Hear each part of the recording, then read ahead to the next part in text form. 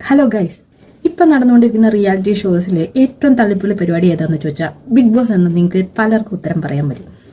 ഞാൻ ഇതുവരെ ബിഗ് ബോസിനെ റിലേറ്റ് ചെയ്തിട്ട് ഒരു വീഡിയോ ചെയ്തിട്ടില്ല. പക്ഷേ ഈ പ്രാവശ്യത്തെ ബിഗ് ബോസിലേക്ക് നടക്കുന്ന കുറച്ച് പരിപാടികൾ കാണുമ്പോൾ ഒട്ടും യോഗ്യതയില്ലാത്തൊരു വ്യക്തിയിലേക്കാണ് കപ്പ് പോയിക്കൊണ്ടിരിക്കുന്നതെന്നും കൂടെ കാണുമ്പോൾ, അതും പ്രേക്ഷക വിധി എന്ന് പറയുമ്പോൾ ആ ഒരു പ്രേക്ഷകരിൽ ഞാനും കൂടെ ഉൾപ്പെടുന്നത് കൊണ്ട് എനിക്കെന്തോ ഒന്ന് പ്രതികരിക്കണമെന്ന് തോന്നി. എനിക്കൊരു ഡൗട്ടുണ്ട്. ഈ പ്രാവശ്യം ബിഗ് ബോസ് കണ്ടത് വെച്ചിട്ട് ഈ ബിഗ് ബോസ് വിന്നർ ആവാനുള്ള ഏറ്റവും വലിയ യോഗ്യത എന്ന് പറയുന്നത് വായി തോന്നുന്ന ചീത്തെല്ലാം വിളിച്ച് പറയുക, എന്തൊക്കെ തോന്നുന്നു അമ്മാതിരി തോന്നിയാസങ്ങളൊക്കെ കാണിച്ചു കൂട്ടുക. ഇതാണോ വേണ്ടത്?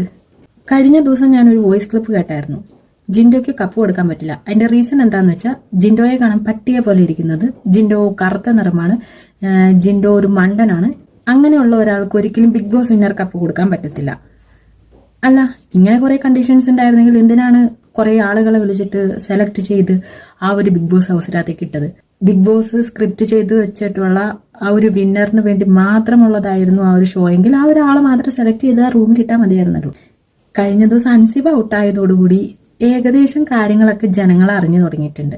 കാരണം അൻസിബ എന്നൊരു വ്യക്തി അവിടെ നിൽക്കാൻ യോഗ്യതയുള്ള ഒരാളായിരുന്നു.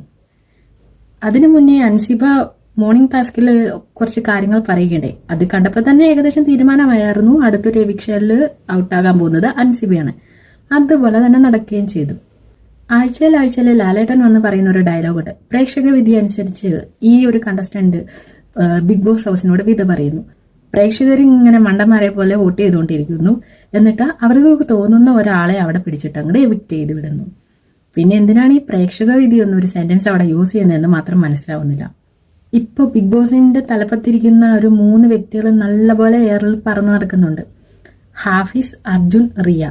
നിങ്ങൾക്ക് ലേശം ഉളുപ്പുണ്ടെങ്കിൽ ഈ ഒരു ഡ്രാമ പരിപാടി നിർത്തിയിട്ട് ജെനുവിൻ ആയിട്ടൊരു പരിപാടി മുന്നോട്ട് കൊണ്ടുപോവുക. അതല്ലെങ്കിൽ പരിപാടി അങ്ങ് നിർത്തിവെക്കുക. അതായിരിക്കും കുറച്ചുകൂടെ നല്ലത്.